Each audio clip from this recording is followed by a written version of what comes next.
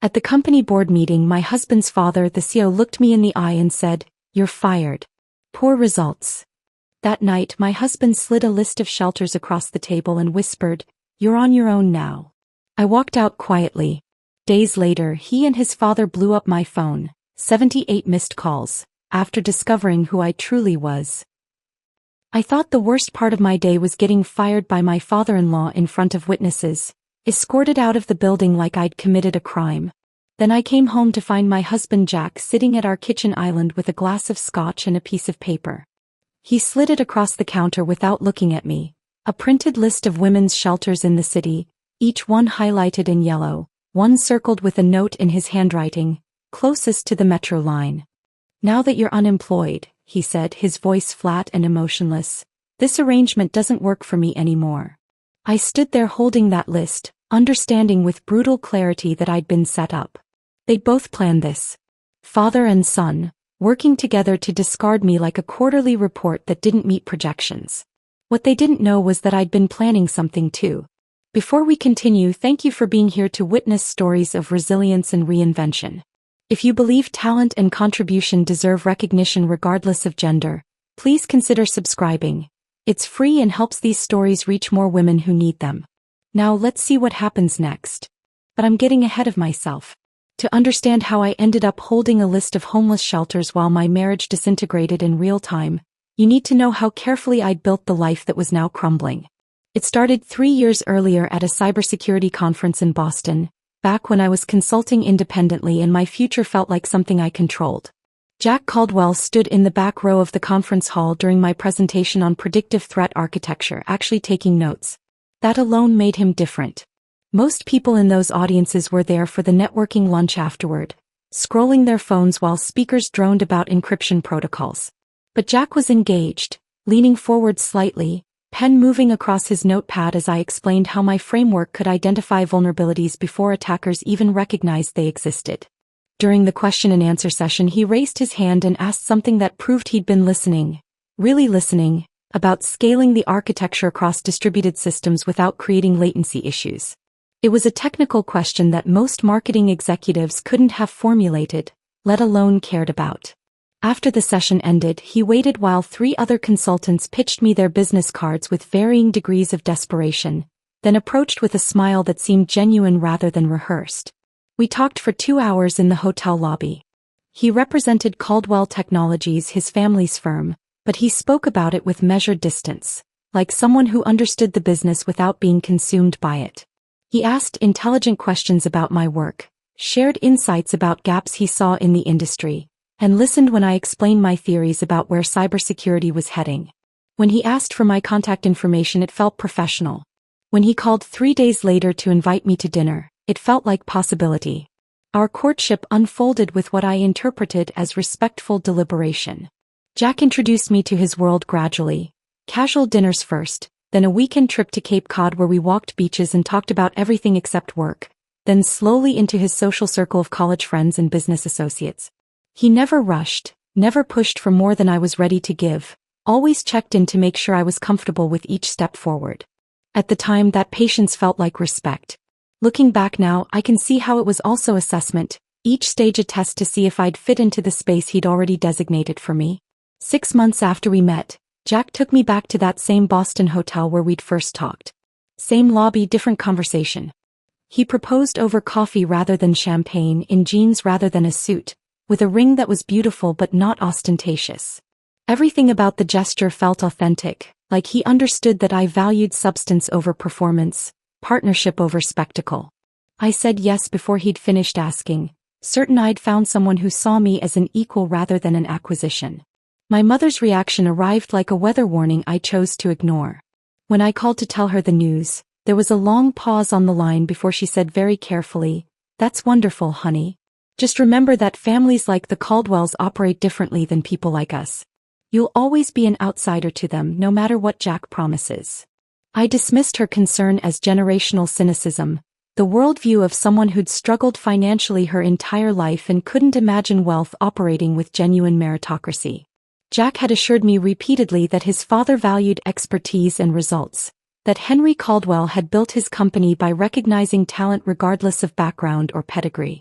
I believed him because the alternative meant acknowledging I was walking into something far more complicated than love. The wedding took place 8 months later in a ceremony that felt like it reflected my preferences. Elegant but understated, intimate rather than extravagant, focused on commitment rather than display. Only much later did I recognize how many of those choices had been gently steered by Jack's suggestions, his family's expectations dressed up as my own taste.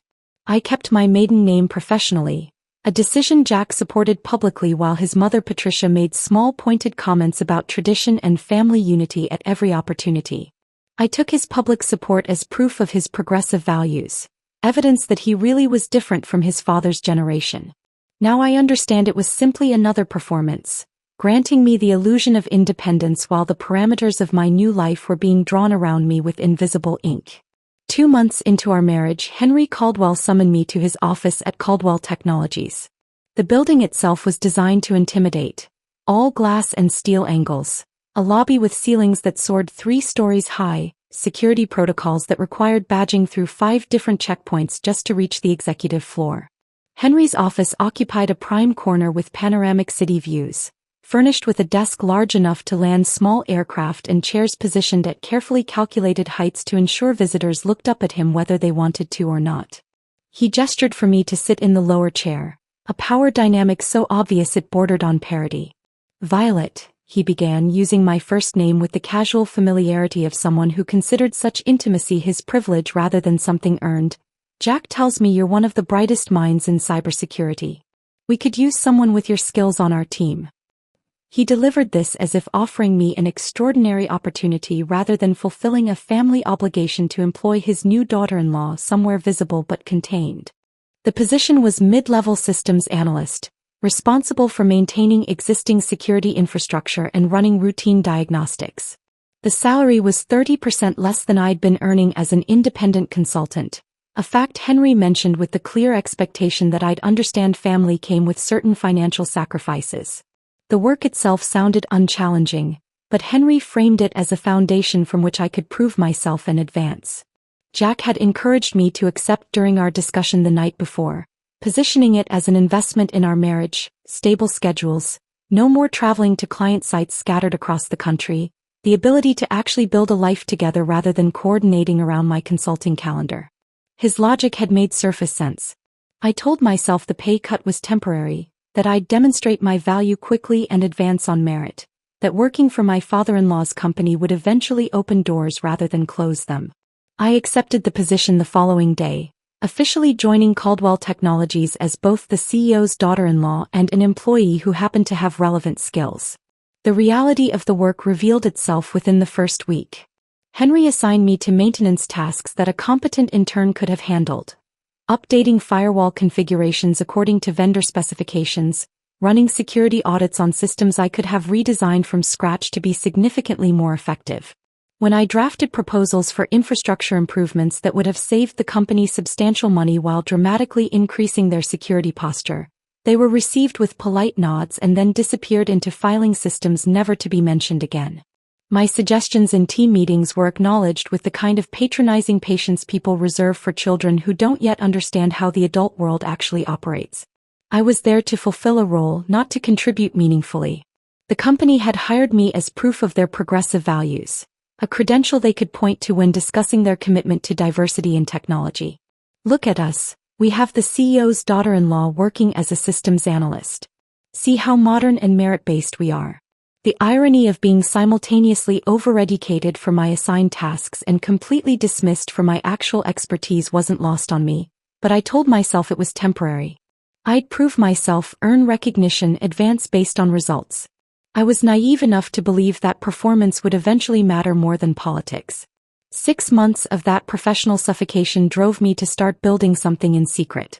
Late nights when the office emptied and only the janitorial staff remained, I began designing a new security framework on my personal laptop, storing everything on encrypted servers that had no connection whatsoever to Caldwell Technologies systems. I called it the Sentinel Protocol, an architecture built on predictive threat analysis rather than reactive defenses, using pattern recognition algorithms I'd been refining throughout my consulting career. Every component was meticulously documented and patented under my maiden name through a limited liability company I registered in Delaware, Monroe Security Solutions, a shell company that existed only on paper and in the digital infrastructure I was constructing line by line, function by function. Jack never asked why I stayed late at the office. Henry never questioned what I might be working on beyond my assigned maintenance tasks. They both operated under the comfortable assumption that I was simply trying to prove myself, putting in extra hours to earn acceptance from a family and company that had graciously taken me in. What they fundamentally failed to understand was that I'd stopped seeking their acceptance entirely. I was building an escape route, creating something that belonged exclusively to me in a world where everything else seemed to be slowly slipping from my control. The irony is that I wasn't planning revenge at that stage. I was simply being careful, protecting my intellectual property from people who'd already demonstrated they didn't value my contributions enough to actually utilize them. I was creating insurance against a future I couldn't yet articulate but somehow sensed approaching. Around our first anniversary, the marriage itself began its quiet disintegration. Jack started checking his phone obsessively during dinners, stepping into the bedroom to take calls from his father that apparently couldn't wait until morning. When I asked about his day, his answers became vague and distracted, offering no real information about what was consuming so much of his attention. He stopped asking about my work entirely, and our conversations contracted to pure logistics, whose turn it was to pick up groceries, which bills needed paying, whether we had plans for the weekend. I tried everything I could imagine to revive what we'd had. I planned elaborate date nights that he'd cancel last minute for work obligations that were never fully explained. I suggested weekend getaways that never materialized because Henry needed him for some meeting or presentation or strategy session. I initiated conversations about our future, our plans, the life we talked about building together, and watched his eyes glaze over with the expression of someone mentally composing their grocery list while waiting for me to finish talking. Family dinners at the Caldwell estate became regular events that felt like torture disguised as tradition. Patricia, Henry's wife and Jack's mother, had perfected the art of the subtle insult delivered with a smile, comments about my wardrobe that implied I didn't understand appropriate professional dress, questions about my career ambitions phrased to suggest that ambition itself was somewhat unseemly in a Caldwell wife, pointed inquiries about when I'd provide grandchildren as if my primary value was strictly biological. Jack sat through these dinners in practiced silence, methodically cutting his food with surgical precision, never once defending me or redirecting his mother's commentary. His silence felt like complicity, like agreement expressed through strategic absence. Late at night, lying in bed next to a man who felt increasingly like a stranger sharing my space, I'd stare at the ceiling and try to identify the exact moment when everything had shifted. But there was no single moment. It was erosion, gradual and relentless. The slow, patient work of water wearing down stone until the foundation developed cracks too deep to repair. The life I'd built with Jack Caldwell, I was beginning to understand, had been constructed on borrowed ground. I just didn't realize how soon the lease would expire, or how brutal the eviction would be when it finally came. The elevator ride to the executive floor the next Tuesday morning felt different, though I couldn't have articulated why. I'd received an email the previous afternoon. Brief, vague, almost deliberately uninformative. Performance evaluation quarterly review. Your presence required. Conference room B, 8:30 a.m. The phrasing struck me as odd. I'd attended dozens of quarterly reviews, and they were never framed as individual performance evaluations. They were team presentations, collaborative assessments of division-wide metrics. But I pushed the unease aside and prepared thoroughly, compiling 3 years of data into a presentation that documented every success, every breach prevented, every dollar saved. I arrived at 8:15, 15 minutes early as always, carrying my tablet loaded with charts and graphs that told an undeniable story of excellence. The numbers were extraordinary. My division had prevented 3 major security breaches in the past year alone, any one of which could have cost the company millions in damages and regulatory penalties. We'd exceeded performance targets by 42%. Client satisfaction scores had risen steadily under my oversight. I'd personally designed and implemented security protocols that were now being studied as case examples in industry publications. I felt confident walking into that conference room, maybe even proud. I had every reason to expect recognition, perhaps even discussion of advancement. The conference room was set to what felt like Arctic temperature when I entered, though the thermostat probably read a normal 70 degrees. Cold has nothing to do with temperature in certain contexts. Henry sat at the head of the table in his usual position of authority, but the people flanking him made my stomach drop before my conscious mind fully registered why. Marcus from operations, a man I'd interacted with perhaps twice in 3 years, both times briefly. A woman in a dark suit I didn't recognize at all, holding a legal pad with the careful posture of someone whose job involved witnessing things and documenting them precisely. No one from my team was present. Not a single person who could corroborate my work, speak to the actual metrics, or provide any counterweight to whatever narrative was about to be constructed. I should have turned around and walked out right then. The setup was obvious in retrospect. Isolated, outnumbered, facing people with no direct knowledge of my contributions and no investment in acknowledging them. But I was still operating under the assumption that facts mattered, that documentation and evidence would speak for themselves. I took my seat across from Henry and set my tablet on the table, ready to present the truth in data form. Henry didn't smile. He didn't offer coffee or make small talk or acknowledge the presentation I'd clearly prepared. He simply shuffled a stack of papers with theatrical precision, each movement deliberate and unhurried, designed to make me wait and wonder and feel the weight of my own uncertainty. When he finally looked up and spoke, his voice carried the smooth, practiced authority of someone who'd delivered difficult news many times before and had long since stopped feeling anything about it. "Violet," he began, using my first name with the familiarity that family technically permitted but that felt wrong in this context, clinical and distant. "We've been reviewing your division's performance metrics over the past several quarters. Unfortunately, the results aren't meeting our expectations or the standards we've set for leadership positions within the company." The words registered individually before assembling into meaning. Performance metrics. Not meeting expectations. Standards for leadership positions. I actually thought for a moment that he was talking about someone else's division, that there had been some administrative error and I'd been called to the wrong meeting. Then I saw his expression, not apologetic, not uncomfortable, but satisfied in a way that made my skin feel too tight, and understood with sudden terrible clarity that this was exactly the meeting I'd been summoned to attend. "I'm sorry," I said, my voice coming out steadier than I felt, "but last quarter's numbers exceeded every projection by a significant margin. We beat targets by 42% across all key performance indicators. The security upgrades I implemented saved the company an estimated $4 million in potential breach damages and regulatory penalties. Client satisfaction scores have improved by 28% since I took over the division leadership." I reached for my tablet, fingers moving automatically to pull up the spreadsheets and charts I'd prepared, the visual representation of undeniable success. Henry didn't even glance at the screen. He just smiled, and the expression made something cold settle in my chest because I'd seen that smile before. It was the smile of someone who'd already won, who held all the meaningful cards, who knew that facts and evidence were irrelevant compared to the power to simply decide the outcome and enforce it. "This isn't personal, Violet. It's business." He delivered the line with the casual confidence of someone who'd used it many times before, a phrase that absolved him of responsibility while maintaining the fiction of professional neutrality. The absurdity of the statement was almost impressive. How could firing someone based on fabricated performance issues be anything other than personal? But I saw the truth in his eyes, the calculation, the predetermined outcome, the certainty that he controlled the situation completely, and my protests were merely a formality to be endured before moving forward with what he'd already decided. He slid an envelope across the table with the same theatrical precision he'd applied to shuffling papers earlier. My full name was typed on the front in formal business font, Ms. Violet Monroe.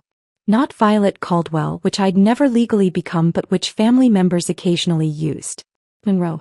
The use of my maiden name felt intentional, a subtle assertion that I'd never truly belonged to their family, that whatever connection I'd thought existed through marriage was being formally severed.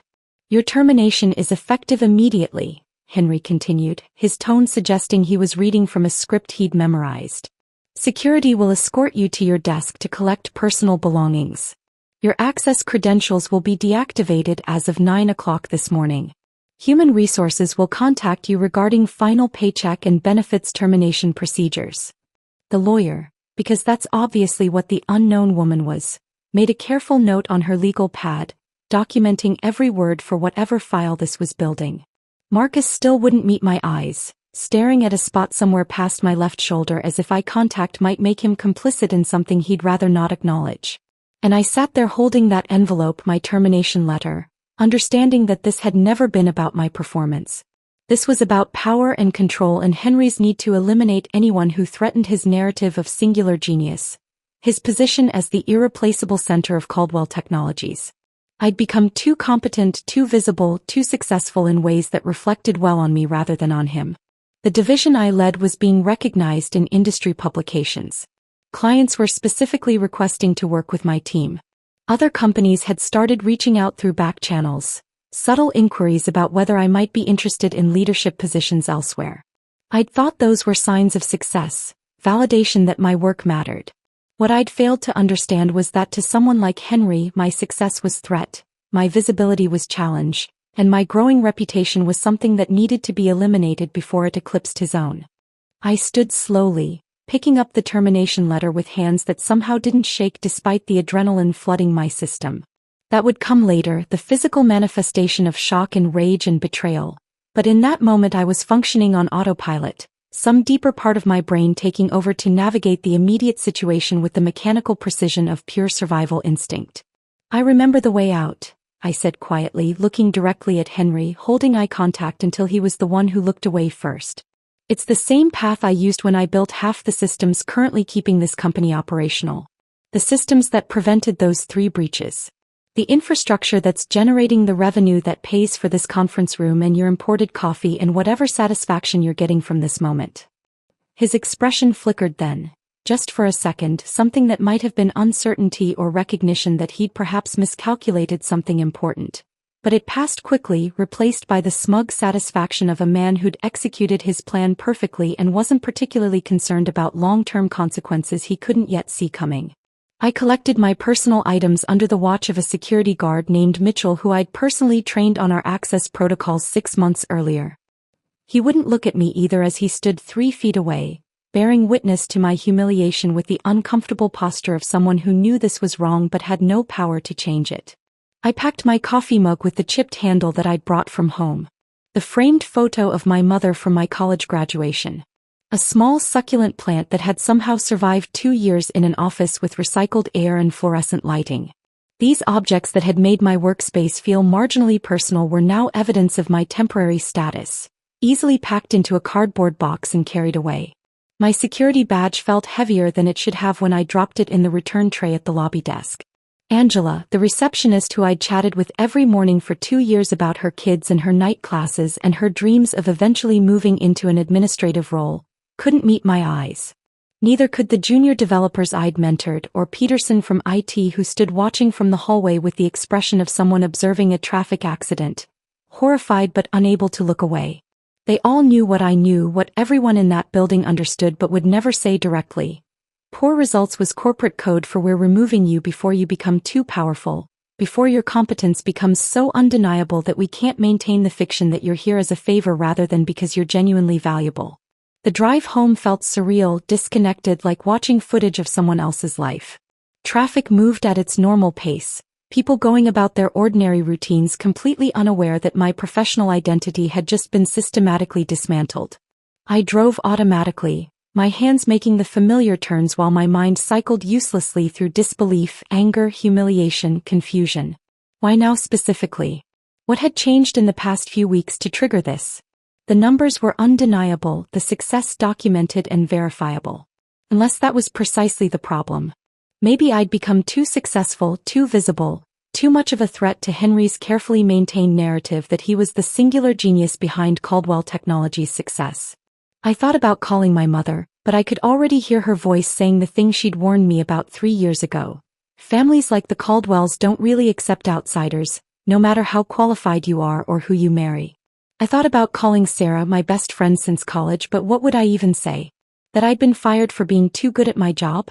It sounded insane even in my own head, the kind of paranoid conspiracy thinking that people dismiss as inability to accept legitimate criticism. As I pulled into the parking garage of our downtown loft apartment, a new fear crystallized beneath the shock and anger.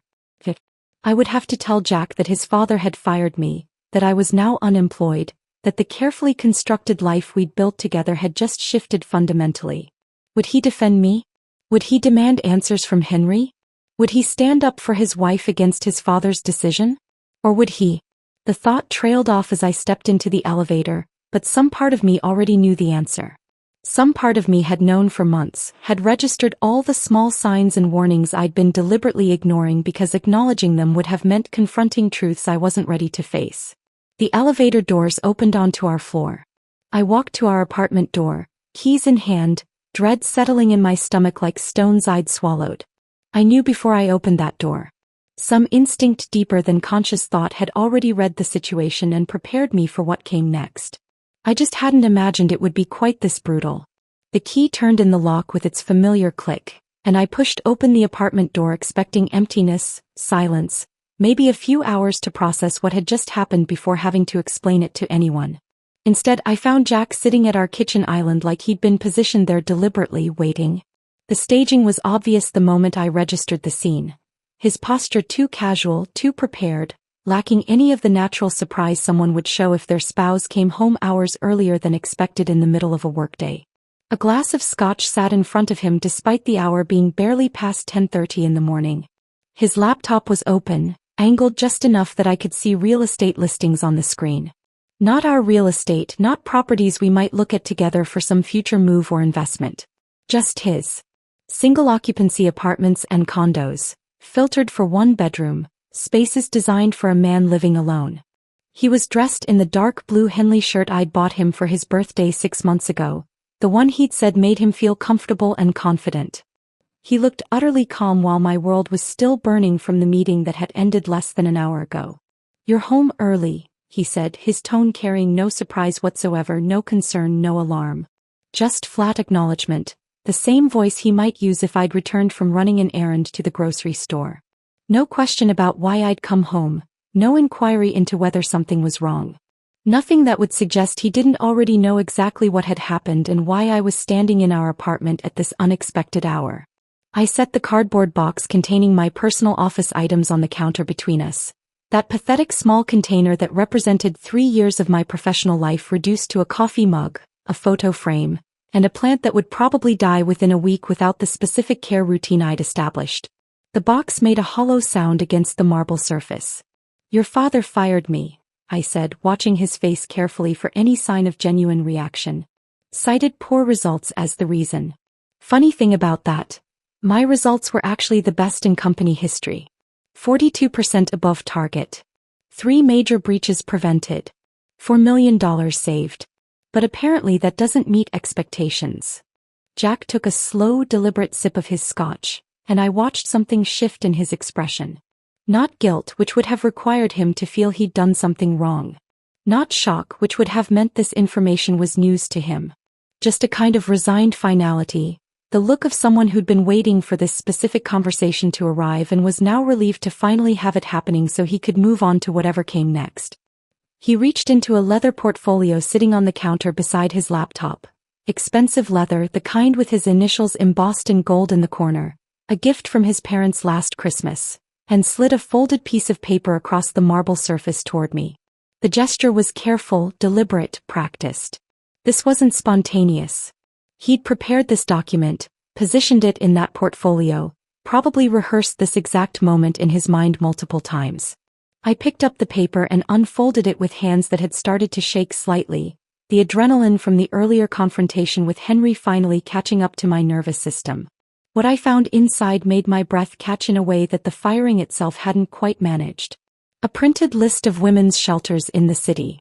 6 of them arranged by neighborhood, complete with addresses and phone numbers. Each one was highlighted in yellow marker. One was circled in blue pen with a handwritten annotation in Jack's distinctive angular script, closest to the metro line. He'd taken the time to research transit access. He'd evaluated which shelter would be most convenient for a woman without a car, without resources, without anywhere else to go. The cruelty of it was almost artful in its precision. Not just abandonment, but abandonment with a transit map. Not just rejection, but rejection with logistics carefully planned out. "Now that you're unemployed," Jack said, his voice carrying the same dispassionate professional tone he used for conference calls with clients. Completely stripped of anything resembling emotion or personal connection, this arrangement doesn't work for me anymore. I need someone who can contribute. Someone who's ascending, not falling. The words landed like individual physical blows, each one hitting a different part of my chest. This man I'd shared a bed with for 2 years, built what I'd believed was a life partnership with, defended to my own mother when she'd warned me about marrying into wealth and ego. This man was talking about our marriage like it was a business partnership that had failed to generate expected returns. I was being evaluated on the same metrics as a quarterly earnings report, and I'd been found insufficient. You knew, I said, and it wasn't a question because the answer was written in every detail of this moment, from the scotch he'd poured in preparation to the shelter list he'd researched and printed and positioned for easy access. His slight nod confirmed what I'd already understood. Dad told me last week that he was planning to restructure your division. I figured we should both prepare for new chapters in our lives. It seemed like the practical thing to do. Restructure. The euphemism was almost beautiful in its cowardice, the way it transformed deliberate termination into something that sounded like natural organizational evolution. I looked down at the shelter list again, then around at the apartment we'd furnished together over the past 2 years. The abstract paintings on the walls. I'd chosen most of them from a local gallery, spent hours selecting pieces that felt meaningful. The bookshelf where my technical manuals shared space with his business biographies. The kitchen where we'd hosted dinner parties and cooked meals together and pretended we were building something real and lasting. You think I need this list? I asked quietly, holding up the paper that had suddenly become the most insulting object I'd ever been handed. He shrugged, the gesture casual and dismissive. I'm just being practical. You don't have family money to fall back on. You'll need resources, somewhere to stay while you figure things out. I thought it would be helpful to have options researched ahead of time. The assumption underlying his words was staggering. That I was helpless without him and his family's resources. That I had nothing of my own, no value independent of the Caldwell name and the access it provided.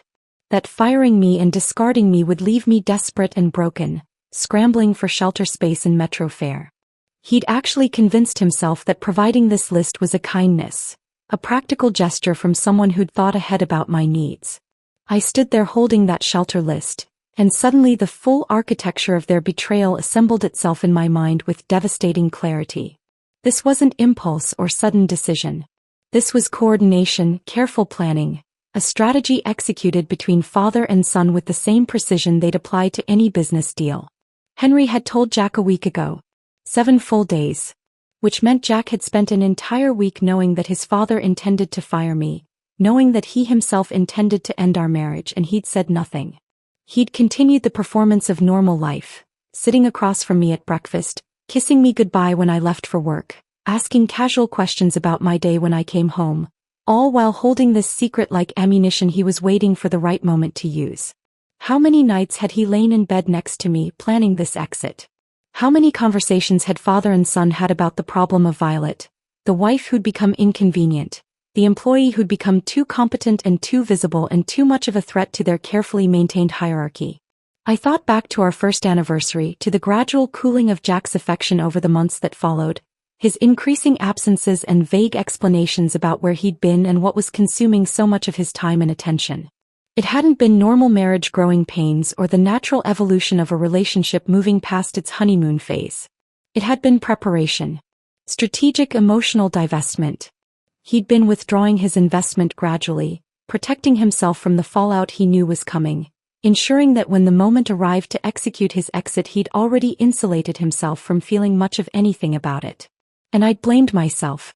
For months I'd internalized the distance between us as my own failure. Not trying hard enough, not being attentive enough, not being a good enough wife. I'd auditioned desperately for a role that had already been recast, performing for judges who'd already written their verdict and were just waiting for the appropriate moment to deliver it. The shame of that realization burned hotter than the anger, seared deeper than the betrayal itself. I'd been so carefully managed, so thoroughly manipulated, and I'd participated in my own deception by wanting so badly to believe that this marriage was real. I'll be gone by morning, I said, my voice coming out steadier than I felt, pulled from some reserve of dignity I hadn't known I still possessed. Jack actually looked relieved, his shoulders dropping slightly as tension released. He'd probably anticipated arguments, tears, desperate negotiations. My calm acceptance clearly registered as the best possible outcome.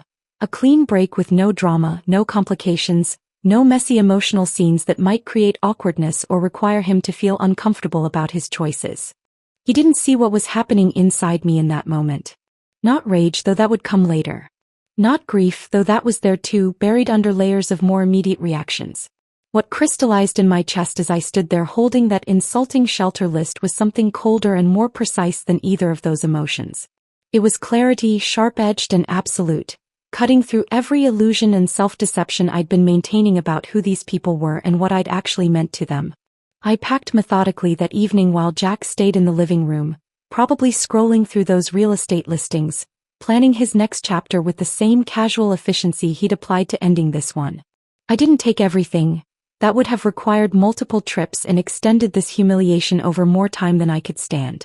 I took only what mattered, what was actually mine rather than props in the life I'd been performing. My laptop, which contained 3 years of work and documentation. My backup drives, labeled innocuously as personal photos and family documents. The external hard drive I'd kept hidden in the back of my closet, which contained every patent filing, every line of proprietary code, every piece of documentation related to Monroe Security Solutions. I left behind the jewelry Jack had given me for birthdays and anniversaries. Expensive pieces that had never felt quite like mine, always too formal, too much about displaying wealth than expressing anything personal. The designer clothes his mother had encouraged me to buy, garments that had never fit quite right because they were designed for someone playing a different role than I was capable of inhabiting. All the trappings of the life I'd been auditioning for, trying to fit myself into like clothing sized for someone else's body. What Jack didn't know, what Henry didn't know, was that I wasn't Violet Monroe, struggling unemployed tech worker facing homelessness. I was Violet Monroe, founder and primary patent holder of the security architecture that powered every significant system at Caldwell Technologies. They thought they'd fired an employee, discarded an inconvenient wife, eliminated a problem. What they'd actually done was terminate their license agreement with the architect who'd built the foundation their entire company stood on. And that license, with its carefully constructed renewal clauses and good faith provisions, was about to expire.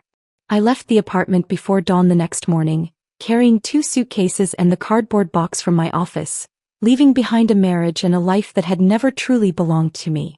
The city was still dark, streetlights casting orange pools on empty sidewalks as I loaded everything into my car and drove downtown to the Riverside Hotel, a mid-range establishment where the front desk staff asked no questions when I paid cash for a week's stay and requested a room on the upper floors with decent wireless reception.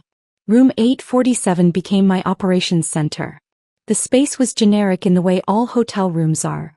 Bland art on the walls, furniture designed for temporary occupancy, the faint smell of industrial cleaning products and previous guests. I spread my laptop and backup drives across the desk, positioning everything with the methodical precision of someone preparing for surgery. The lighting was terrible for extended computer work, but I didn't care. I pulled up the licensing agreements I drafted 2 years earlier when Caldwell Technologies had first acquired what they believed was my security framework, and I began reviewing every clause with the focused intensity of someone whose entire future depended on the accuracy of legal language written in a very different emotional state. The Sentinel protocol that powered every significant security system at Caldwell Technologies wasn't theirs. It had never been theirs, despite whatever assumptions Henry and his lawyers had made about ownership and acquisition. They'd licensed it from Monroe Security Solutions, the shell company I'd registered in Delaware specifically to protect my intellectual property from people who'd already demonstrated they didn't value my contributions enough to actually acknowledge them. The license agreement itself was 37 pages of dense technical and legal language that Henry's attorneys had apparently skimmed rather than studied, operating under the assumption that it was standard software licensing boilerplate, the kind of document you sign because the technology was valuable and the terms were probably reasonable and nobody expected problems down the road. They'd been catastrophically wrong about that assumption. Buried in Section 12, subsection D, was a clause I'd written with particular care, knowing even then that I needed protection built into the architecture of any agreement I entered with the Caldwell family. The clause gave me unilateral termination rights in the event of Material breach of good faith dealing with the intellectual property creator. Section 19 defined that creator explicitly and exclusively as any individual or entity holding primary patents on the licensed technology, which meant me and only me, since I'd been meticulous about filing every patent under my maiden name through the Delaware LLC that existed nowhere except on official documents. The license renewal date was 72 hours away. Without my explicit approval, their entire security infrastructure would begin experiencing cascading failures that would start small and escalate exponentially as systems tried and failed to authenticate against protocols that were no longer being maintained or updated. I sat in that hotel room reviewing the documents until my eyes burned from screen glare and my back ached from sitting in a chair not designed for extended use.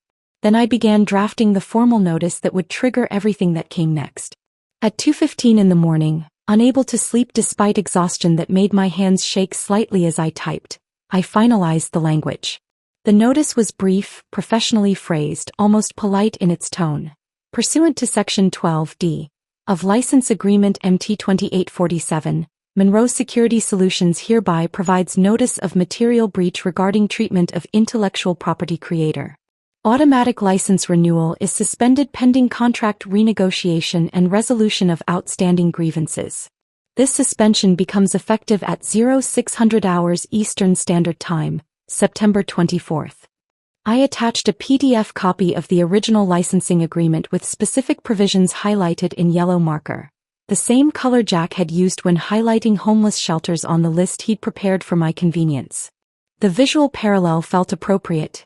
A small gesture of symmetry that probably no one else would notice, but that satisfied something in me that needed these betrayals to connect to their consequences in visible ways. I scheduled the email to send automatically at 6 o'clock the following morning to Caldwell Technologies' legal department, copying Henry and Peterson, the head of IT who'd spent 2 years dismissing my suggestions and then watching uncomfortably from the hallway as I was escorted out of the building. Then I did something that would seem small but that carried enormous technical weight. I accessed the back-end administration panel of the Sentinel protocol using credentials that Henry had never thought to revoke because he'd never understood that they existed or what they controlled. With a series of keystrokes that took less than 30 seconds to execute, I suspended the automatic license renewal that had been scheduled to process in 72 hours. The systems wouldn't crash immediately or catastrophically. That would have been too obvious, potentially creating legal liability for deliberate sabotage. Instead, they would begin experiencing what would appear to be random authentication failures. Client access portals would start lagging unpredictably. Internal communications would flag false security threats. Security certificates would time out one by one as the renewal protocols failed to verify against a license that no longer existed. It would feel like a building where the foundation was slowly crumbling, unnoticed at first but becoming impossible to ignore as walls began cracking and floors started settling unevenly. I closed my laptop, set an alarm for 6:30 the following morning and tried to sleep. My mind wouldn't cooperate, cycling through scenarios and contingencies and possible responses they might attempt. But my body insisted on rest and eventually exhaustion won over anxiety. The first call came at 6:47 in the morning, exactly 47 minutes after the systems would have started experiencing their initial failures. Henry's office line, marked as urgent in my caller identification. I watched it ring through to voicemail while sipping coffee I'd made using the in-room machine, bitter and weak but caffeinated enough to serve its purpose. 3 minutes later, another call from a different Caldwell Technologies number. Then another. Then Jack's personal cell, which I'd already blocked the previous evening, so it went straight to a notification I dismissed without reading. Henry's personal cell phone. Declined. Peterson from IT. Declined. Someone from their legal department whose name I didn't recognize. Declined. By noon, my phone displayed 78 missed calls and a cascading flood of text messages that grew increasingly desperate in tone as the morning progressed and I continued not responding. The messages told their own story of mounting panic. Early ones were professionally phrased. "Violet, we need to discuss some technical issues. Please call at your earliest convenience." Then the facade started cracking. "This is urgent, please respond immediately." Then the pretense of professional courtesy disappeared entirely. "Whatever this is about, we can work it out. Just call me back." And finally from Henry himself, a message that arrived just after 11:30. "Name your price." Name my price. As if this were simply a negotiation about money, as if everything in the world came down to finding the correct number to write on a check and watching problems disappear. The assumptions embedded in those 3 words told me everything I needed to know about how fundamentally Henry had misunderstood what was happening and why. I let them sweat for 3 days. Not out of cruelty, though I won't pretend there wasn't some satisfaction in knowing they were panicking while I sat calmly in a hotel room drinking bad coffee and reading industry news. The silence was strategic, calculated to achieve specific objectives. I needed them to fully understand the extent of their dependency on systems I'd built. I needed them to bring in outside consultants who would scratch their heads at code that was simultaneously brilliant in its architecture and completely impenetrable without documentation that only the original architect possessed. I needed Henry to sit in emergency board meetings trying to explain to increasingly angry board members why the company's competitive advantage was evaporating like fog in morning sunlight. I needed Jack to realize that his father had made a catastrophic miscalculation when he'd decided to fire me. And I needed time to field the other calls that were starting to come in. The good ones from companies who'd heard through industry back channels that something interesting was happening at Caldwell Technologies and that the architect behind their security systems might suddenly be available for other opportunities. On the second night, sitting in that hotel room with takeout food going cold on the desk beside my laptop, I finally called my mother. She answered on the first ring, and I could hear the relief flooding her voice before she'd even finished saying hello. "Violet. Baby, where are you? Jack's been calling me saying you left, that you're not answering your phone, that he's worried." "I need you to listen, Mom," I interrupted, my voice coming out steadier than I felt. Something in my tone made her go immediately quiet, that maternal instinct that recognizes when a child needs space to speak without interruption. I told her everything. The firing based on fabricated performance issues. The shelter list Jack had prepared with transit annotations. The coordinated betrayal between father and son. The license agreement they'd never properly read. The systems that were currently failing in ways they couldn't fix without me. When I finished, there was a long silence on the line, the kind of quiet that feels heavy with processing and emotional recalibration. Then she said something I hadn't expected, something that broke through the careful control I'd been maintaining for 2 days.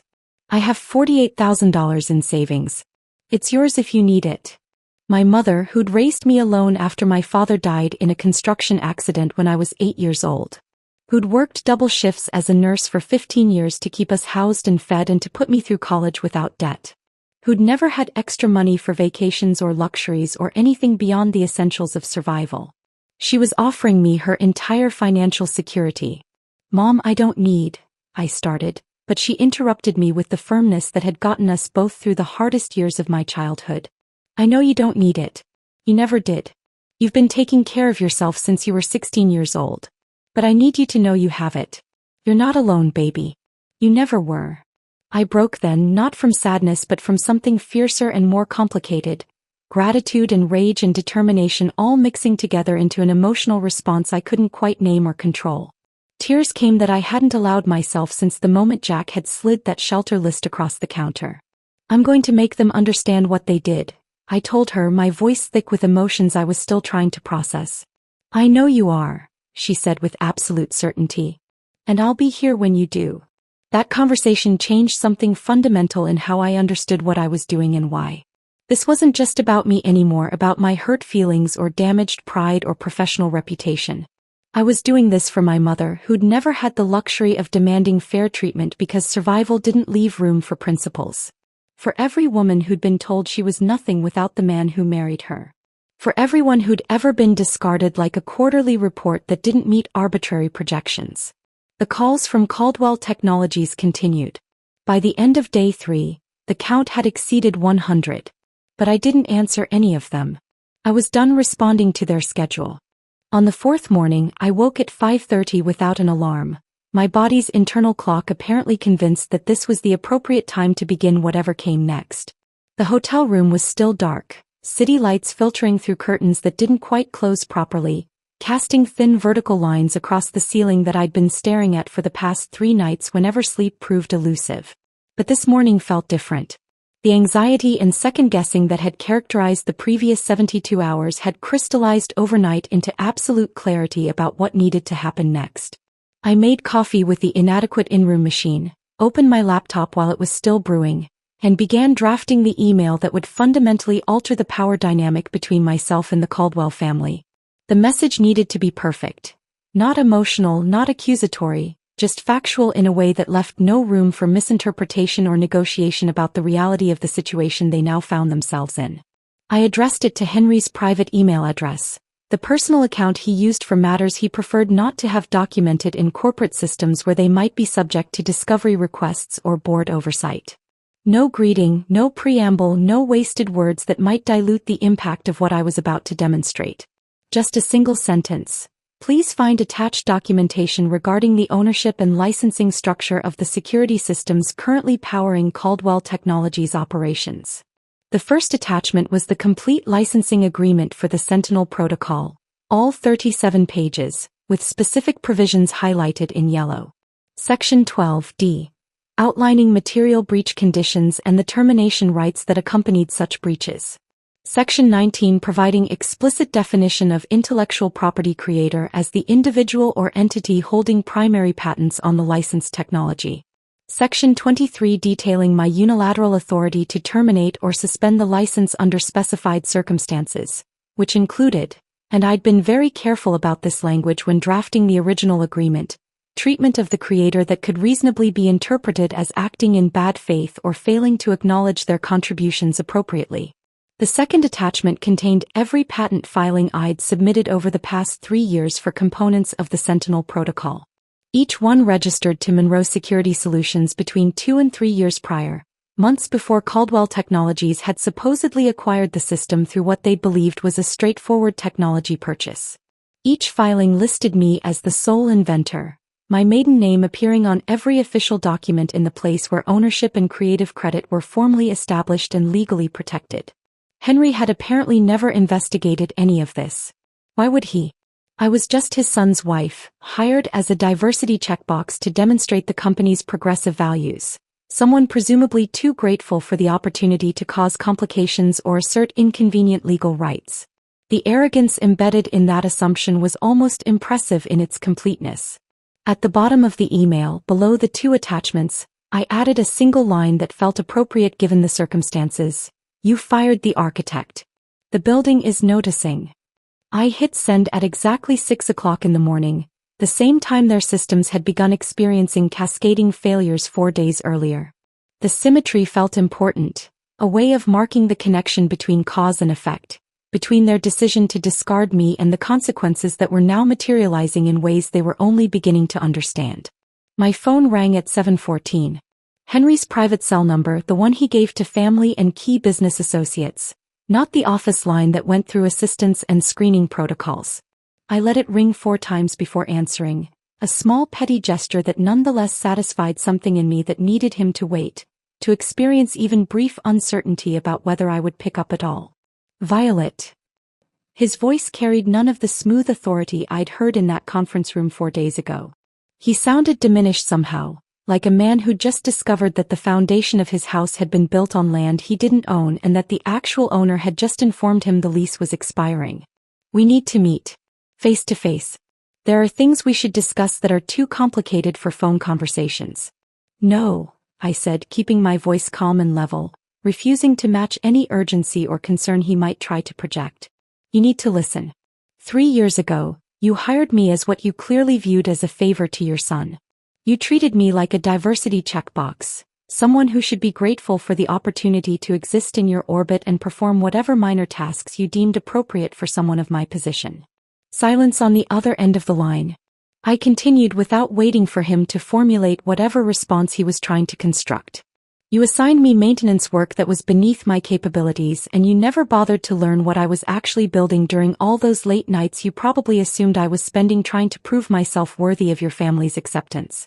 When you needed to upgrade your security systems 2 years ago, I provided the solution through a licensing agreement that your lawyers apparently didn't read with appropriate care.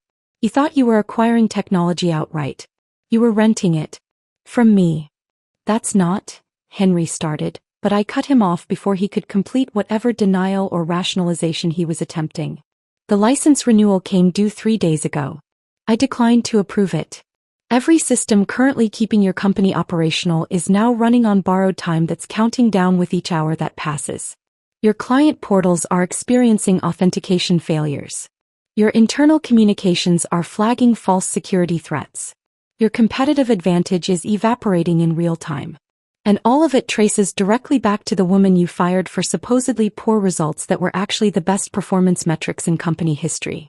Another silence, longer this time, heavy with the sound of a man processing information that was rewriting his understanding of his own situation. When he spoke again, his voice had changed in fundamental ways. Smaller, uncertain, stripped of the confidence that came from believing he controlled all the relevant variables. "What do you want, Violet?"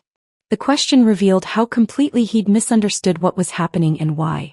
He still thought this was a negotiation, that everything came down to finding the right price point or arrangement that would make the problem disappear and allow everyone to return to their previous positions with minimal disruption. "Justice," I said. "But I'll settle for watching you explain to your board of directors why your company's entire infrastructure is held together with licensing agreements controlled by the woman you just fired for fabricated performance issues." Henry tried to recover his footing, shifting into the mode he probably used in difficult business negotiations when he needed to salvage deals that were going poorly. "We can offer you reinstatement immediately. Better title than you had before, vice president level. Equity stake in the company. I can have the board approve a compensation package by end of week that includes full benefits, substantial signing bonus, guaranteed seat at executive strategy meetings. Whatever it takes to make this right." "I don't want to work for you, Henry," I said, and I meant it with a clarity that surprised me with its completeness. "I want you to understand what you destroyed wasn't just a job. It was a partnership you never deserved and never appreciated until it was too late to matter." I could hear him breathing on the other end of the line, each exhale carrying the weight of a man realizing he'd miscalculated catastrophically, that he'd eliminated what he'd perceived as a minor problem and had actually triggered the collapse of something foundational that he hadn't known existed. "The licensing agreement can be terminated with 30 days' notice," I continued, letting the implications of that timeline settle. "Or it can be renegotiated under new terms that would require certain acknowledgments. That renegotiation would need to include formal documentation of material breach, which means board minutes recording that you fired your chief security architect based on fabricated performance issues while she was actually delivering the best results in company history. It means explaining to your investors why you didn't know that the foundation of your company belonged to someone else. It means acknowledging publicly what you did and why it was wrong." "You're trying to destroy the company," Henry said, and I heard anger creeping back into his voice as he grasped for a narrative that made me the aggressor rather than someone responding appropriately to how I'd been treated. "No," I corrected firmly. "I'm teaching you the cost of underestimation. The company can survive this situation if appropriate changes are made. The real question is whether you can survive it, whether your position and reputation can withstand the truth about what happened and why." I ended the call before he could respond, not out of drama but because the conversation had served its purpose and anything further would have diminished the impact of what had already been said. I turned my phone to do not disturb mode and opened my laptop to check email. The industry had moved faster than I'd anticipated. Within hours of Caldwell Technologies' system failures becoming visible to clients and competitors, my inbox had begun filling with messages from people who'd somehow learned pieces of the story and wanted to know more or explore possibilities. Sarah called that afternoon, her number coming through despite the do not disturb setting because I'd marked her as an emergency contact years ago. "You're a legend in tech circles right now," she said, her voice carrying equal parts awe and amusement. "People are calling it the quietest power move of the decade. Caldwell's stock is tanking and nobody could figure out why until someone traced it back to a licensing dispute with Monroe Security Solutions, which nobody had heard of, which turns out to be you." 2 companies reached out with vice president level offers that same day. Another wanted to discuss possible acquisition of Monroe Security Solutions itself, which struck me as deeply ironic given that it was essentially a shell company I'd created specifically to protect intellectual property from people like Henry. I'd been invisible at Caldwell Technologies for 3 years, my contributions systematically erased or attributed to Henry's leadership. Now that same industry was scrambling to understand how I'd built something so essential that its absence could cripple a major firm. By evening I had 3 formal job offers, each one paying more than double what Caldwell had. One came with a signing bonus that exceeded Jack's annual salary. I reviewed them carefully, considering not just compensation but culture and opportunity and whether I'd be walking into another situation where my contributions would be undervalued. I accepted the most prestigious offer before midnight, feeling something shift in my chest as I typed the acceptance email. This wasn't just about leaving Caldwell Technologies behind. It was about stepping into something I'd built for myself on my own terms, with people who actually understood what I was worth. The acceptance email sat in my sent folder like a line drawn in the sand, marking the boundary between what had been and what would come next. I closed my laptop and sat in that hotel room feeling something I hadn't experienced in months, anticipation that wasn't tinged with dread. My phone continued buzzing with notifications I wasn't reading, missed calls from numbers I'd stopped recognizing as relevant. The Caldwell family's panic had become background noise, static I'd learned to tune out while focusing on the future I was actively constructing. 6 weeks passed in a blur of onboarding meetings, team introductions, and the particular chaos that accompanies starting a senior leadership position at a company that's scaling rapidly. Titanium Solutions operated differently than Caldwell Technologies in ways that became apparent immediately. People actually listened when I spoke in meetings. My technical recommendations were implemented rather than filed away. The CEO, a woman named Rebecca who'd built the company from a startup, treated expertise as valuable rather than threatening. It was disorienting at first, this environment where competence was rewarded instead of resented. Then the news broke publicly and everything changed again. Caldwell Technologies issued a press release on a Thursday afternoon, timed strategically for after-market close to minimize immediate trading impact. Sarah forwarded it to me with a single word in the subject line: finally. The statement itself was a masterpiece of corporate obfuscation, each word carefully selected to communicate information while admitting nothing that might increase legal liability. Following an internal review of operational practices and governance procedures, Caldwell Technologies announces a restructuring of its security division and leadership team. CEO Henry Caldwell has agreed to temporary administrative leave pending a comprehensive evaluation of corporate governance practices and decision-making protocols. The board of directors has appointed an interim leadership committee to oversee operations during this transition period. To anyone not familiar with corporate communication patterns, it might have sounded routine, the kind of bland announcement companies issue regularly about organizational changes. But to anyone paying attention, every phrase signaled catastrophe barely contained. Internal review meant something had gone badly wrong. Temporary administrative leave meant the CEO had been forced out. Comprehensive evaluation meant investigators were examining everything with suspicion about what they might find. Sarah called within minutes of forwarding the release. "This is bigger than I thought," she said without preamble. "I'm hearing there was an emergency board meeting last week that went 7 hours. Henry had to explain the licensing dispute, admit that the company's core technology was controlled by his former daughter-in-law, justify why he'd fired you for performance issues when your actual performance was exceptional. 2 board members resigned immediately rather than be associated with whatever legal liability this creates." The stock dropped 18% before trading was halted. I sat at my desk at Titanium Solutions, watching the city lights come on as afternoon faded into evening, processing this information with complicated emotions I couldn't quite sort through. Part of me felt vindicated. They were finally facing consequences for decisions they'd made so cavalierly. Part of me felt strangely empty, like I'd been preparing for a confrontation that was now happening without me present to witness it. Tech news outlets picked up the story within hours, though they didn't have my name yet.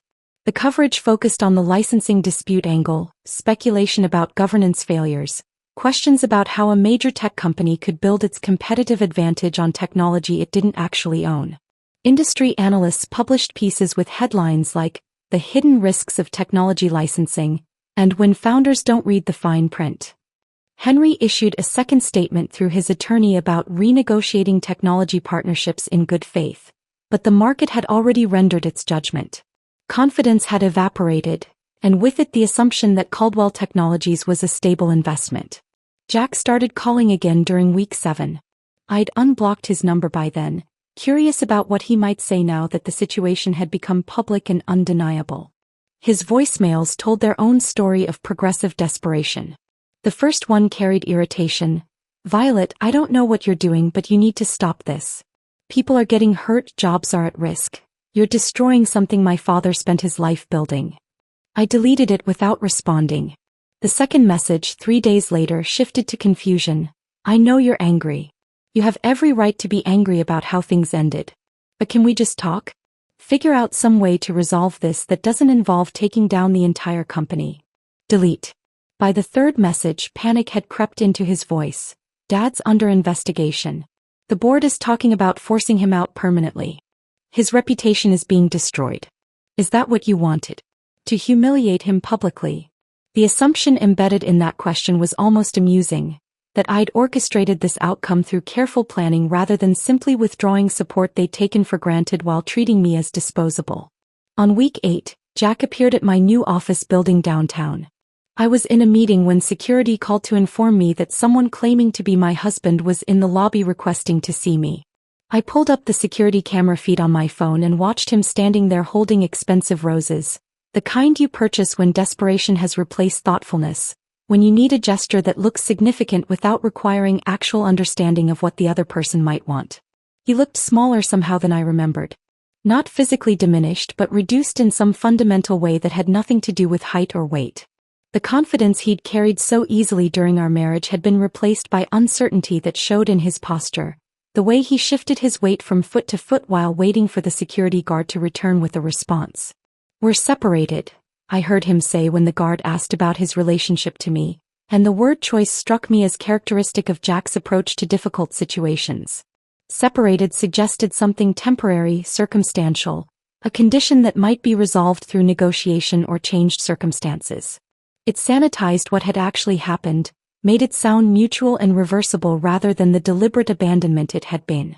The security guard called up to my office. Ms. Monroe, there's a Jack Caldwell here to see you. Says he's your husband. Should I send him up? I looked at the monitor showing Jack standing in the lobby holding flowers that were already starting to wilt slightly under the artificial lighting, and I felt nothing. Not anger anymore, not grief, not even satisfaction at his obvious discomfort. Just a kind of neutral observation, like watching a stranger deal with a problem that had nothing to do with me. No, I said. Tell him I'm in a meeting that's running long. He should try calling if he needs to discuss something. I watched on the monitor as the guard delivered this message, and Jack's face registered first confusion, then frustration, then something that looked like resignation. He left the flowers on the reception desk and walked out, shoulders hunched against cold that was as much emotional as meteorological. My new position at Titanium Solutions provided exactly what Caldwell Technologies had denied: autonomy, resources, and recognition. I had a team of 20 engineers who'd been selected for competence rather than politics, a budget that allowed us to actually implement ideas rather than just propose them, and leadership that understood the difference between control and trust. More importantly, I had the freedom to build something new without constantly defending its existence. We launched Sentinel Protocol 2.0 at a major tech conference in November, 2 months after my termination from Caldwell Technologies. The timing was deliberate, giving me enough distance to make it clear this wasn't reactive but rather the natural evolution of work I'd been doing for years. The presentation was mine to deliver, my name featured prominently in the program and promotional materials, my face on screens as I talked about adaptive security architecture that learned from threats rather than just responding to them. The audience included several companies I recognized as Caldwell Technologies clients. I saw their representatives taking careful notes, asking detailed questions during the Q&A session about migration timelines and compatibility requirements and whether the new framework could integrate with existing systems or required complete replacement. Within 3 weeks, 4 major clients had formally requested proposals for switching their security infrastructure from Caldwell to Titanium Solutions. The market was voting with contracts, and the verdict was unmistakable. They preferred working with the architect rather than the company that had discarded her.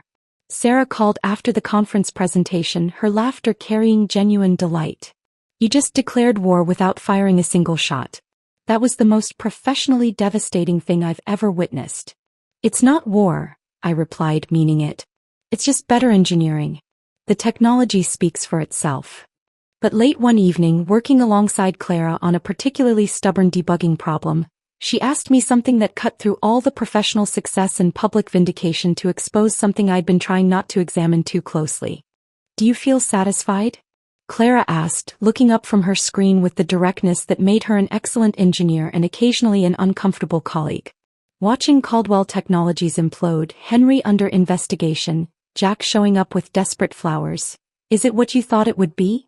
I opened my mouth to say yes automatically, to confirm that justice felt exactly right, that they deserved every consequence that was materializing from decisions they'd made. But the words caught in my throat because the truth was significantly more complicated than simple satisfaction. I felt vindicated, certainly. Validated in ways that professional success alone couldn't provide. Proven right about my capabilities in their judgment. But satisfied? That wasn't quite accurate. There was a hollowness at the center of all this, like winning an argument with someone who'd already left the conversation, like being proven right about something that no longer mattered in the ways I'd once thought it would. What I'd actually wanted, I realized, wasn't revenge or destruction or even public vindication. I'd wanted recognition. Acknowledgement that my contributions had value, that I mattered beyond my utility or my connection to the right family. I'd wanted Henry to see me as genuinely talented rather than as his son's wife who'd been hired as a favor.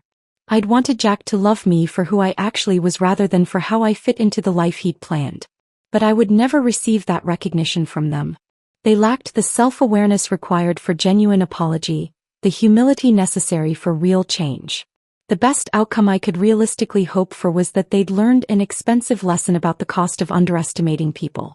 "It's not about satisfaction," I finally told Clara. "It's about building something they can't take away, something that exists independently of whether they acknowledge it or not." She nodded slowly, like she understood more than I'd explicitly said. Perhaps she did. Perhaps that was the real commonality between people who'd left toxic workplaces. Not the specific details of betrayal, but the recognition that the revenge that matters isn't destruction but creation, not tearing down what hurt you but building something new that can't be touched by the same hands that once discarded you. That night, alone in my apartment that was slowly starting to feel like home rather than just temporary shelter, I drafted an email to Jack that I never sent, words I needed to write even knowing they'd never be read. "You asked if destroying your father's company was what I wanted. I wanted partnership. I wanted respect. I wanted to build something meaningful together. You wanted a trophy wife. Your father wanted control. The difference between those desires is what destroyed everything, not anything I did afterward." I saved the draft and closed my laptop, understanding that some conversations happen only in your own mind, and that sometimes that's sufficient. The unsent email sat in my drafts folder for 2 days before I finally deleted it, accepting that some conversations exist only for the person writing them, serving their purpose without ever being read by their intended recipient. Life continued moving forward in ways that felt increasingly stable. My team at Titanium Solutions had launched 3 major client implementations. I'd hired 2 junior engineers who reminded me of myself at their age. Brilliant, overlooked, hungry to prove themselves. My apartment had accumulated enough personal touches that it finally felt like home rather than temporary shelter. Then the letter arrived. A courier knocked on my apartment door on a Saturday morning, holding a manila envelope that required signature confirmation. Inside was a single sheet of heavy cream stationery, the kind with weight and texture that announced its expense before you'd read a single word. Henry Caldwell's personal letterhead was embossed at the top, his name in raised letters that you could feel with your fingertips. But what made me pause was that the letter itself was handwritten in fountain pen, the ink a deep blue-black that probably cost more per milliliter than my previous monthly grocery budget. The content was startling in its complete departure from anything I'd previously heard from Henry. "Violet, I request the opportunity to speak with you in person. Not as former employer to employee but as one person to another. I have come to understand the magnitude of my errors in judgment. Whatever you believe about my motivations, please allow me one conversation. I will come to wherever you designate whenever you're available. This is not a negotiation. It is a request for the chance to apologize properly." I read it 3 times, searching for the trap, the hidden manipulation, the strategic positioning that I'd learned to expect from every Caldwell family interaction. But the words just sounded tired, like an old man who'd finally calculated the full cost of decisions he couldn't undo and found the price steeper than he'd anticipated. "Sarah thought I shouldn't go when I called to discuss it. He doesn't deserve your time or your attention, she said firmly. He fired you, humiliated you, coordinated with his son to discard you. Now that there are consequences, he wants absolution? That's not how it works. My mother disagreed when I asked her opinion that evening. Sometimes people need to say they're sorry out loud, she said in the tone she'd used when I was young and struggling with whether to forgive a friend who'd hurt me. Not for you necessarily, but so they can live with themselves afterward. You don't owe him that opportunity. But you might owe yourself the closure of hearing him acknowledge what he did. I thought about it for 2 days, weighing whether seeing Henry again would provide anything meaningful or just reopen wounds that were finally starting to form scar tissue. Finally, I texted a single line to the phone number printed at the bottom of his letter. Coffee. Public place. Tuesday at 10. His response arrived within 30 seconds. Thank you. We met at a cafe 3 blocks from my office at Titanium Solutions, neutral territory where either of us could leave easily if the conversation became uncomfortable or unproductive. I arrived 5 minutes early and claimed a corner table with clear sightlines to the entrance, positioning myself so I wouldn't be surprised by his arrival. Henry walked in exactly at 10 o'clock, and the first thing I noticed was how much smaller he seemed than I remembered. Not physically smaller, he was still the same height, still carried himself with the posture of someone accustomed to occupying space. But something fundamental had diminished. The arrogance that used to fill rooms, the certainty that came from never questioning whether his decisions were correct, had contracted into something more uncertain, more human. He ordered coffee at the counter that he never drank, then sat down across from me with the careful posture of someone expecting verbal attack at any moment. Thank you for meeting me, he began, his voice lacking its usual command. The smooth authority I remembered had been replaced by something quieter, more tentative. I didn't respond, just waited. Some part of me wanted to make this difficult for him, to refuse the social niceties that might make this conversation easier. He'd requested this meeting. He could navigate the silence. Henry took a breath, hands wrapping around his coffee cup like it might provide warmth against cold that had nothing to do with temperature. I convinced myself I was making a business decision when I fired you. That the company needed restructuring, that your division was becoming too autonomous, that consolidation was strategic and necessary for long-term growth. I was lying to myself. He paused, looking down at his untouched coffee before continuing. The truth is, you scared me. Not because you were incompetent, because you were brilliant in ways I didn't fully understand and couldn't control. You were building systems that I couldn't claim credit for, earning genuine loyalty from teams I'd hired but never inspired, making independent decisions without checking with me first. And instead of recognizing those things as success, as exactly what good leadership should enable, I saw them as threat to my position and my narrative about being the irreplaceable genius behind the company. The honesty was unexpected, disarming in ways I hadn't prepared for. I'd anticipated excuses or justifications or attempts to minimize what had happened. Instead, he was offering something that sounded like actual self-awareness. So you destroyed what you couldn't control, I said quietly. Yes. He looked directly at me for the first time since sitting down. And in doing so, I destroyed my company's future, my son's marriage, and whatever legacy I thought I was building. I turned something that could have been a genuine partnership into a power struggle that I've lost in every meaningful way. We talked for another 30 minutes, and I found myself listening with less anger than I'd expected. He didn't ask for anything. No requests to renegotiate the licensing terms, no attempts to minimize consequences, no suggestions that we could somehow return to previous arrangements with minor adjustments. He just apologized, acknowledged what he'd done and why, and accepted that the damage was beyond simple repair. When we parted ways outside the cafe, I felt something shift that I couldn't quite name. Not forgiveness exactly, but perhaps a loosening of the anger I'd been carrying like armor. 2 weeks later, Jack tried his own approach to reconciliation. He showed up at my apartment building on a Thursday evening, waiting in the lobby until I came home from work. The security guard called up to ask if I wanted him removed, and I surprised myself by saying I'd come down. We sat in the building's small courtyard, November cold making our breath visible in the air between us. Jack looked exhausted, older than his 32 years should allow, with shadows under his eyes that suggested sleep had become difficult. I don't expect forgiveness, he started, the words coming out rehearsed like he'd practiced this conversation multiple times. I just need you to know that I was wrong. About everything. About thinking your value was tied to your employment, about not defending you to my father, about that shelter list that I convinced myself was practical when it was just cruel. I waited because I could feel the but coming that would undermine everything he'd just said. But I do think we could start over. Not as we were, I know that's impossible. But maybe as people who once cared about each other and could learn to again. Without my father's influence, without the company dynamics, just us trying to build something real this time. There is no just us, Jack, I said quietly. There never was. When you handed me that shelter list, you showed me exactly who you are when loving someone becomes inconvenient or complicated. That's not something you start over from. That's foundational character revealing itself. One mistake, he began, but I interrupted. It wasn't one mistake. It was 3 years of choosing your father's approval over your wife's dignity. The shelter list was just the moment when I finally saw the pattern clearly enough that I couldn't ignore it anymore. He looked down at his hands, silent for a long moment.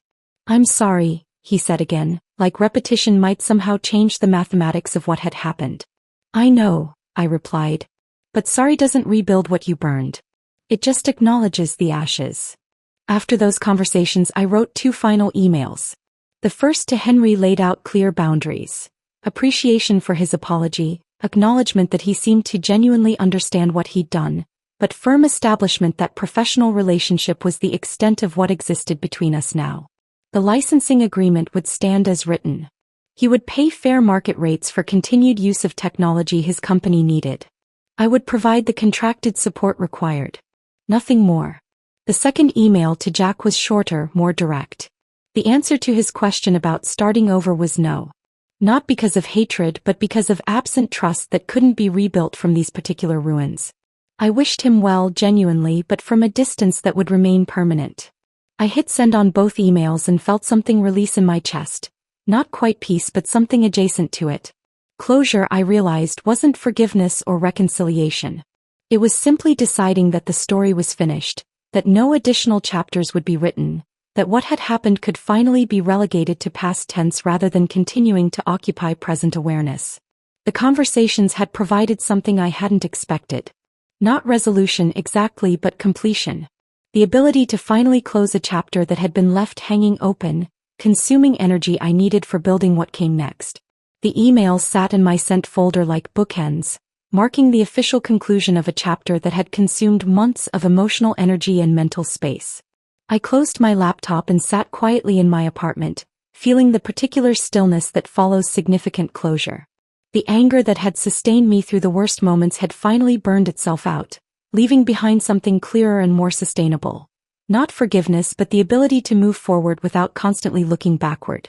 6 months after leaving Caldwell Technologies, Monroe Security Solutions had transformed from a protective shell into something substantial and real. Clara and I had formalized our partnership, combining her technical brilliance with my architectural vision to build a company that reflected values we'd both wished for in previous workplaces. We rented office space in a renovated building downtown, hired our first employees, and began the complicated work of turning theoretical principles into operational reality. The company we built looked nothing like Caldwell Technologies. We structured leadership to be genuinely collaborative rather than hierarchical. Profit sharing was built into employment contracts from the beginning, ensuring that the people doing the work benefited proportionally from its success. We established mentorship programs specifically targeting women in technology who'd been told they were too aggressive, too ambitious, too direct, or simply too much for corporate environments that preferred compliance over competence. In March, we landed a major government contract providing security infrastructure for federal database systems. The irony of that achievement wasn't lost on me. I'd gone from being fired for fabricated poor performance to being trusted with national security architecture. Our first-year revenue exceeded what Caldwell Technologies' entire security division had generated, a comparison I didn't seek out but that Sarah gleefully provided after reviewing publicly available financial reports. Trade publications started requesting interviews, and I accepted selectively, careful to frame my narrative in ways that emphasized resilience rather than revenge. When a journalist from a major tech magazine asked how I'd rebuilt after such public professional failure, I chose my words deliberately. When someone tries to erase your contributions, the most powerful response isn't confrontation or destruction. It's building something so undeniably yours that they can never take credit for it, something that exists completely independent of their acknowledgement or approval. The article ran with the headline, "The Architect Who Built Her Own Empire." And suddenly I was receiving messages from young women across the industry. They shared stories that were depressingly familiar, being overlooked for promotions given to less qualified men, having ideas dismissed in meetings only to hear them praised when repeated by male colleagues, being fired or forced out of positions after becoming too competent or too visible. My story wasn't unique. It was simply one example of a pattern so common it had become normalized. Clara and I discussed this pattern over late-night strategy sessions, and from those conversations emerged the Monroe Fellowship Program. We created structured opportunities specifically for women who'd left toxic workplaces, providing technical training, professional development resources, and perhaps most importantly, a community of people who understood what they'd experienced and why it mattered. My mother flew in for the opening of our expanded office space in May. I picked her up from the airport and drove her directly to the building, wanting her to see it before I explained what we'd built. She walked through the space slowly, taking in the glass walls that made work visible rather than secretive, the collaborative areas designed to facilitate genuine teamwork, the small kitchen where employees actually gathered for lunch rather than eating alone at their desks. Her eyes filled with tears as she turned to look at me. "Your father would have been so proud of you." We rarely talked about my father. He died in a construction accident when I was 8 years old, leaving my mother alone with a second grader and financial obligations that should have been impossible to meet on a single nurse's salary. But she'd managed through sheer determination, working double shifts for 15 years, never remarrying, never complaining, just moving forward with quiet strength that I'd absorbed without fully recognizing it as the foundation of my own resilience. "I didn't do this alone, Mom," I said. "You taught me everything that made this possible. How to build from nothing. How to keep going when circumstances seem impossible." She shook her head firmly. "No, baby. I taught you how to survive. You taught yourself how to build, how to create rather than just endure. That's different, and it's all you." We spent that weekend together, just the two of us, having conversations we'd never had time for during my childhood when her energy was consumed by keeping us housed and fed and functional. She talked about dreams she'd had before I was born, about the relationships she'd deliberately passed on because they would have diverted energy away from raising me, about the day she'd offered me her life savings and what it had meant to her when I told her I didn't need it. "I was never worried about you being broke," she admitted over coffee on Sunday morning. "I was worried about you being broken, having your spirit crushed by people who couldn't see your value. But you weren't broken. You were just gathering yourself, preparing for what came next." That conversation healed something I hadn't known needed healing. Guilt I'd carried for years about being the reason she'd sacrificed so much of her own life. "Raising you wasn't sacrifice," she said with the firmness that had gotten us both through the hardest years. "It was the best investment I ever made, and watching you now proves I was right." In June, Sarah called with news that shifted my world in unexpected ways. She was getting engaged and she wanted me as her maid of honor. The wedding was planned for late September, and as I marked the date in my calendar, I realized with odd symmetry that it would fall exactly 1 year after Henry had fired me in that conference room. The wedding took place in a small garden venue, intimate and beautiful in ways that felt authentic to Sarah rather than performed for others. I stood next to my best friend as she married someone who clearly adored her, and I realized with startling clarity that I was genuinely happy. Not performing happiness to convince myself or others, not experiencing the grim satisfaction of watching former enemies face consequences, but feeling real joy for someone else's beginning. During the reception, Sarah pulled me aside to a quiet corner. "Thank you for being here," she said. "I know this must be strange, being at a wedding after everything that happened with Jack." "It's not strange at all," I told her honestly. "It's actually perfect. I'm watching someone I love choose a partner who genuinely deserves her. That's not painful, it's hopeful. It reminds me that good relationships actually exist." She hugged me tightly. "You're going to find that too, you know. When you're ready for it." "Maybe," I said. "But right now I'm discovering something that might be better. I'm finding out who I am without needing someone else to define or validate me." Later that night, dancing with colleagues and strangers and my mother who'd had just enough champagne to become delightfully uninhibited, I felt something fundamental shift. The anger I'd been carrying like protective armor had finally transmuted into something lighter and more useful. Not forgiveness exactly, but release. I didn't need Henry or Jack to acknowledge what they'd taken from me because I'd built something they couldn't touch or diminish. The most meaningful moment came in October when a young engineer named Maya joined Monroe Security Solutions. She was 26, brilliant in ways that reminded me of myself at that age, and recently laid off from a company that had told her she wasn't a cultural fit. The same coded language I'd encountered, meaning she'd been too competent or too direct or too unwilling to perform deference to mediocre leadership. I took her to lunch on her first day, and she asked me the question I'd been anticipating. How did you actually do it? Go from being fired to building this company? Everyone talks about resilience and bouncing back, but what did that actually look like for you? I thought carefully about how to answer honestly. I stopped waiting for permission to be valuable. I stopped believing that my worth was determined by whether other people recognized it. And I stopped building things for people who treated my contributions like favors they were granting me rather than essential work that deserved appropriate compensation and respect. She nodded slowly, processing this. I'm really angry, she admitted. At the people who discarded me, at the systems that allowed it to happen, at myself for not seeing the warning signs earlier. Good, I said. Anger is useful fuel when it's directed appropriately.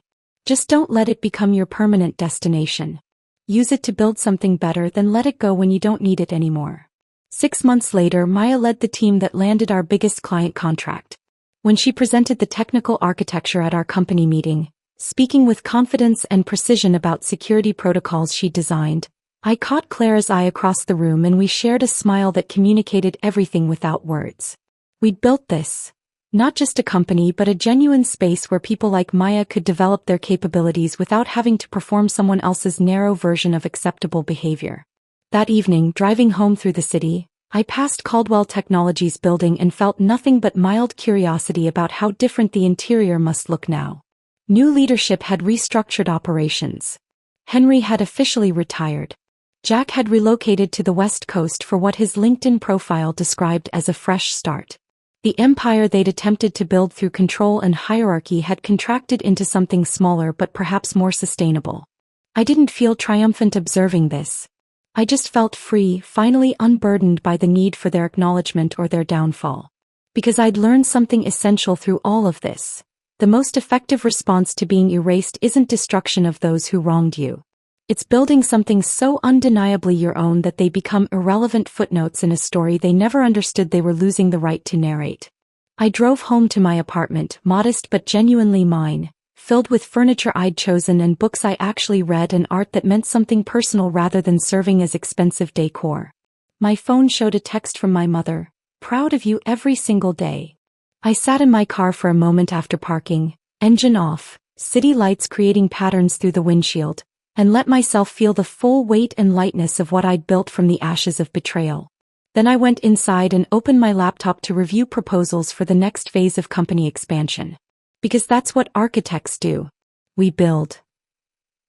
If this story of strategic justice and quiet triumph had you captivated from that first boardroom betrayal to Violet's ultimate success, hit that like button right now.